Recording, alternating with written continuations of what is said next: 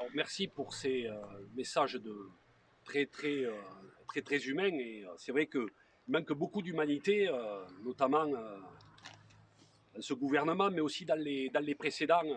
Il y en a dans les mots, mais dans les gestes ou dans les actes, il y en a beaucoup moins. Donc moi, bien sûr, j'apporte le soutien de la CGT, Jean-Jacques l'a dit, au niveau départemental, au niveau national aussi, puisqu'il y a des responsabilités confédérales. Ce que je vous disais tout à l'heure, je vois à la fois la situation dans le département, mais plus globalement, ça ne vous rassurera pas, mais tous ceux qui travaillent dans la santé, aussi bien dans le public que dans le privé, sont logés à la même enseigne, mais cette situation, on la dénonce depuis un moment. Et une des raisons qui a amené à ce qu'on ne signe pas l'accord sur le Ségur de la santé, il y en a deux. D'une, on considère que, et je vais venir ensuite, second point, mais que ces 183 euros ne sont pas suffisants par rapport au gel des salaires qui existent depuis un certain nombre d'années. Et l'autre aspect, c'est parce que effectivement, et vous êtes directement concerné, un grand nombre, et en Aveyron, il y a plusieurs milliers de salariés qui travaillent dans la santé, les 800 de Sainte-Marie, les 1200 de Optéo, anciennement ADAPI, tous ceux qui travaillent à l'UTMA, et donc tous ceux qui sont dans des EHPAD à la masse ne sont pas concernés par cette revalorisation. Et donc c'est proprement scandaleux et injuste. C'est ce qui vous amène à vous mobiliser. Et donc effectivement, il y a à la fois la reconnaissance salariale, c'est une chose, et puis il y a les conditions dans lesquelles vous travaillez. Et le service que vous avez à rendre. Alors, de l'humanité, il en faut partout, mais un peu plus encore dans ce domaine qu'est la santé. Moi, je travaille dans une fonderie, je fabrique des pièces pour Renault. Mon métier, quand j'étais en permanence, c'était de fabriquer des carters d'huile pour des véhicules qui sont ici. Et donc, tomber un carter d'huile, ne pas voir certains défauts, ça reste une pièce, ça reste de la matière, ce n'est pas grave. Vous travaillez avec de l'humain, avec nos parents, nos grands-parents, et peut-être un jour, vous nous aurez en charge.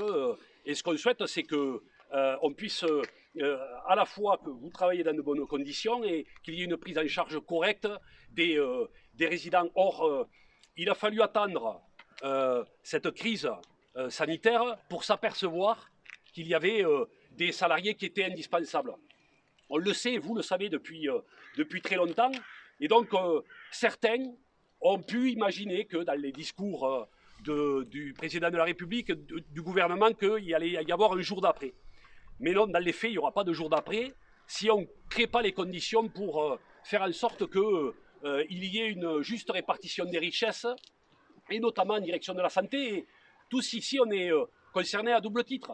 Parce que quand on revendique plus de sécurité sociale et moins de sécurité globale, on considère qu'aujourd'hui, la première des insécurités, elle est d'abord sociale, c'est faire en sorte que chacun contribue, parce que c'est ce qui a été gagné en 1945, c'est faire en sorte d'avoir une sécurité sociale où chacun cotise en fonction de ses moyens et soigne en fonction de ses besoins.